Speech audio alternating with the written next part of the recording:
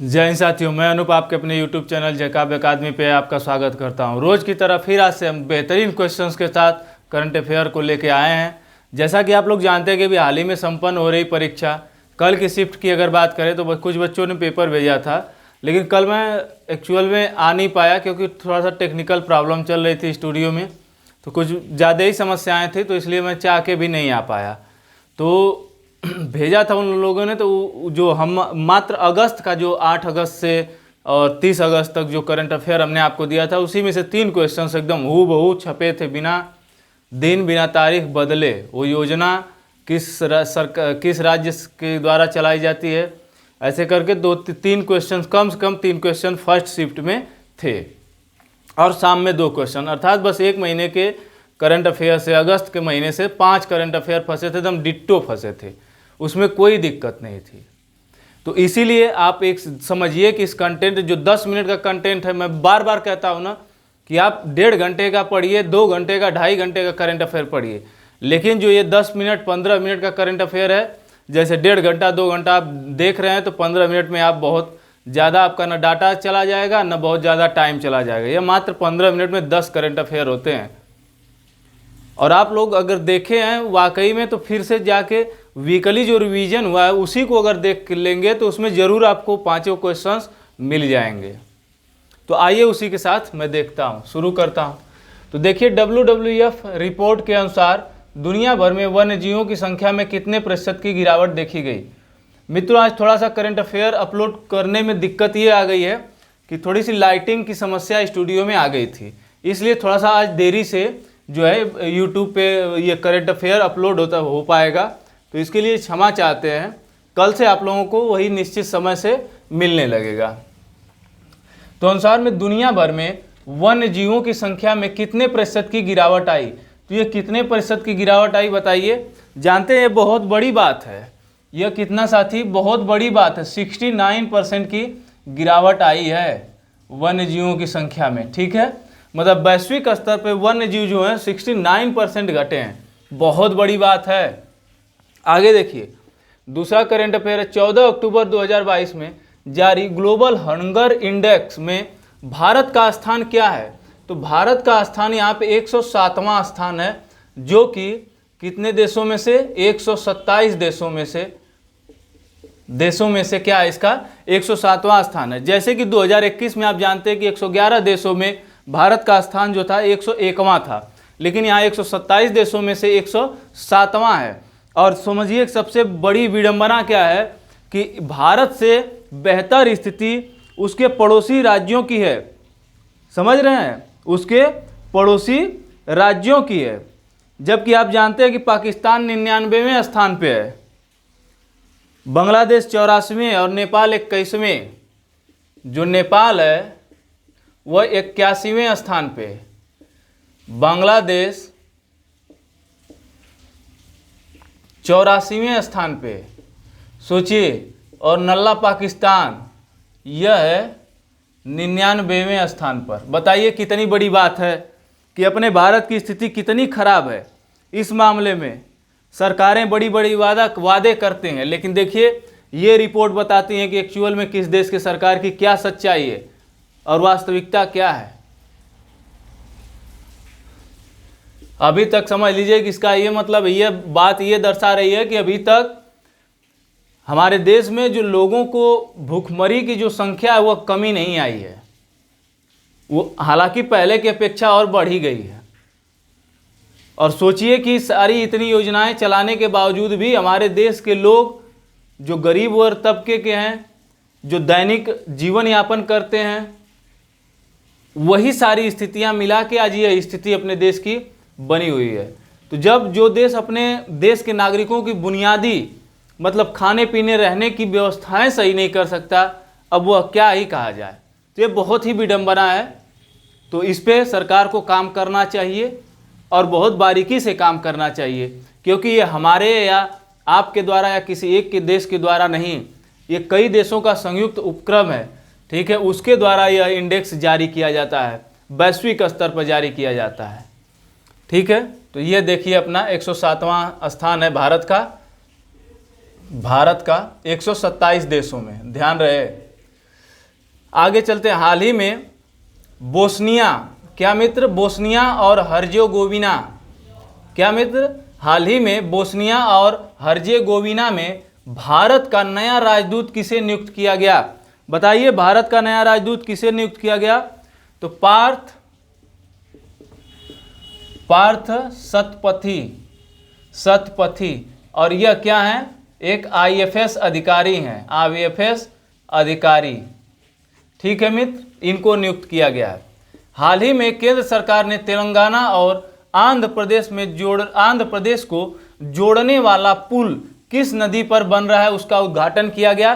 तो आप लोग जानते हैं कि यह पुल जो है कृष्णा नदी पर बन रहा है। किस नदी पर? कृष्णा नदी पर बन रहा है, और यह सस्पेंशन ब्रिज होगा। ध्यान दीजिए, सस्पेंशन ब्रिज। कैसा ब्रिज होगा? Suspension bridge.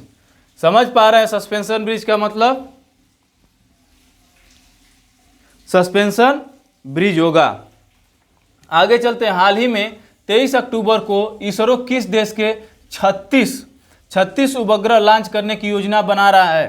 तो यह कौन सा देश है? अपना यूके, मतलब अर्थात यूनाइटेड किंगडम या Britain.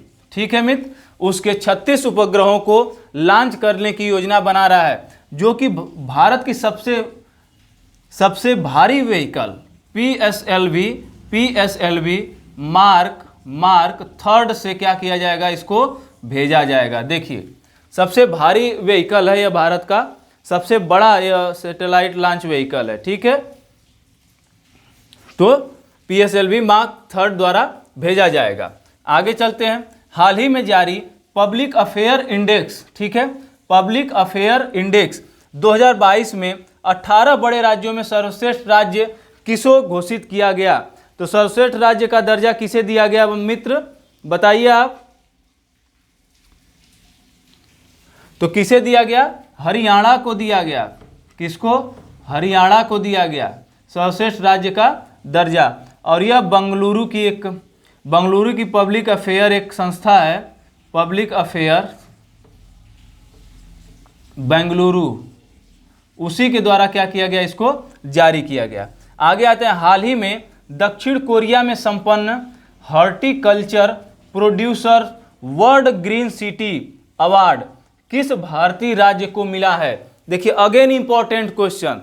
Horticulture producers world green city award किस भारतीय राज्य को मिला है?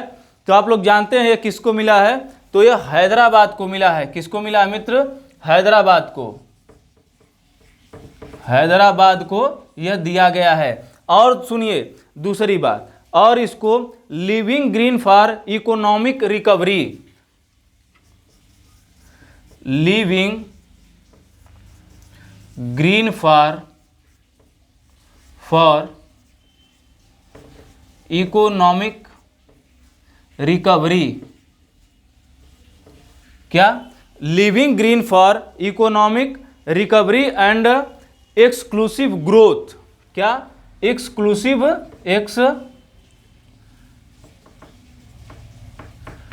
एक्सक्लूसिव ग्रोथ में भी क्या हुआ है? इसको पहला स्थान मिला है। Living green for economic recovery exclusive growth में भी हैदराबाद को क्या मिला? पहला स्थान मिला। और आप लोग जानते हैं मित्र, अब आगे आते हैं 5वें दक्षिण एशियाई भूविज्ञान, क्या मित्र? 5वें दक्षिण एशियाई भूविज्ञान सम्मेलन का आयोजन केंद्रीय पेट्रोलियम और प्राकृतिक गैस मंत्री हरदीप सिंह पुरी ने किस राज्य में संपन्न करवाया? बताइए आप। भूविज्ञान सम्मेलन है, क्या? कैसा सम्मेलन है? यह भूविज्ञान सम्मेलन है। बताइए किस राज्य में इसको संपन्न करवाया गया? तो आप लोग जानते हैं आरजे में, मतलब राजस्थान में। और सबसे बड़ी बात जानिए कि 100 देशों के विशेषज्ञ क्या करेंगे? इसमें विशेषज्ञ भाग लेंगे। यह बात इंपॉर्टेंट बन जाती है।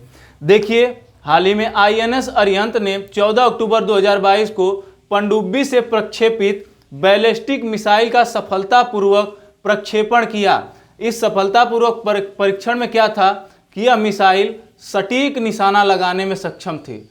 सटीक निशाना लगाने में सक्षम, सटीक निशाना लगाने में सक्षम वह मिसाइल थी। ठीक है, तो आईएनएस अरिहंत ने, ये क्या है, आईएनएस अरिहंत है। ठीक है, आगे चले। हाल ही में आईएसएसएफ विश्व चैंपियनशिप में पुरुषों की 10 मीटर एयर राइफल, ध्यान दीजिए, एयर पिस्टल नहीं, एयर राइफल है, 10 मीटर एयर राइफल स्पर्धा में किसने स्वर्ण पदक जीता? तो किसने स्वर्ण पदक जीता? और इसी के साथ इन्होंने क्या किया, ओलंपिक का भी टिकट प्राप्त कर लिया। तो रुद्रांश पाटिल, क्या मित्र,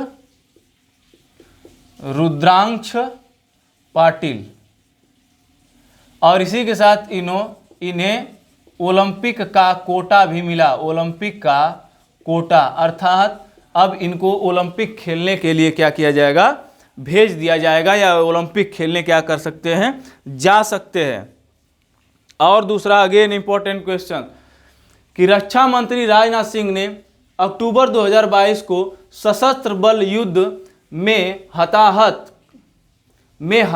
का मतलब जिनको क्या हुआ है, नुकसान हुआ है, या जो घायल हुए हैं, या जो जैसे कि अपाहिज हो गए, या किसी परिवार का जवान शहीद हो गया, तो उसके लिए कल्याण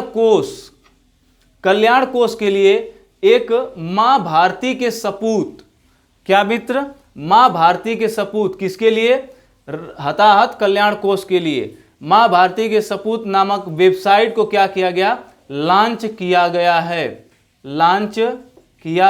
है। ठीक है, किसके द्वारा? तो गृह मंत्री राजनाथ सिंह ने इसको लॉन्च किया। ठीक है, ऐसे ही क्वेश्चंस पूछता है।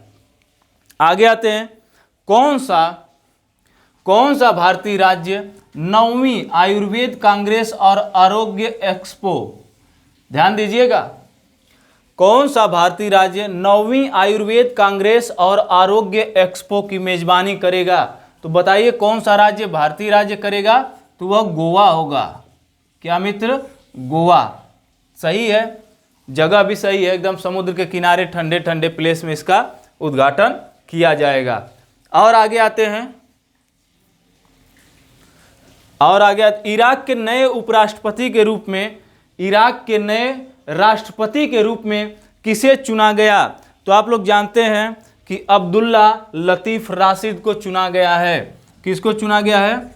अब्दुल्ला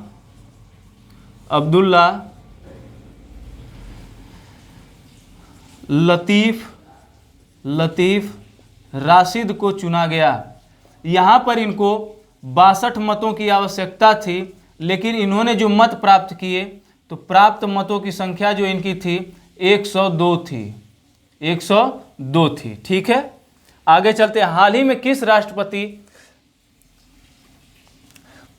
ही में राष्ट्रपति द्रौपदी मुर्मू द्वारा, क्या मित्र? राष्ट्रपति द्रौपदी मुर्मू जी द्वारा आईआईटी गुवाहाटी में सुपर कंप्यूटर वाली सुविधा का उद्घाटन किस राज्य में किया गया? क्या मित्र? किस राज्य में किया गया? तो किस राज्य में किया गया?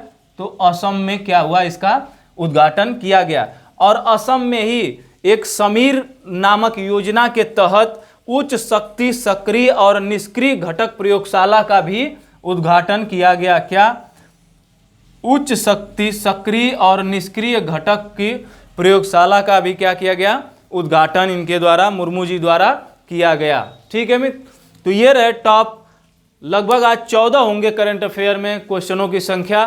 तो मैं इसमें मैक्सिमम क्वेश्चन क्या करता हूँ, ऐड करने का प्रयास करता हूँ, ताकि हमारे बच्चों को बेहतर से बेहतर कंटेंट 10 से 15 मिनट में मिल जाए। तो ये रहे आज आपके बेहतरीन क्वेश्चंस की श्रृंखला। तो आप लीजिए स्क्रीनशॉट, ले लीजिए। तो ठीक है मित्र, तो आप लोग ऐसे ही सेशन को देखते रहिए और चैनल को ज़्यादा से ज़्यादा सब्सक्राइब, शेयर और लाइक करवाते रहिए, करते भी रहिए। और जो बच्चे नए जुड़ रहे हैं उनको भी कहिए कि वो क्या करें, चैनल को सब्सक्राइब कर दें और बेल आइकन प्रेस कर दें, ताकि उनको प्रत्येक वीडियोज की नोटिफिकेशन उनको मिल जाए। अब ये बहुत ही इम्पोर्टेंट है। मैं बता रहा हूँ ना कि जो भी अभी एक महीने में जब 3-4 क्वेश्चंस आ सकते हैं, तो मुझे उम्मीद है कि जब आप 7-8 महीने का करंट अफेयर ले लेंगे तो मुझे उम्मीद है कि किसी भी एग्जामों में पूछने वाले करंट अफेयर इससे बाहर नहीं जाएंगे।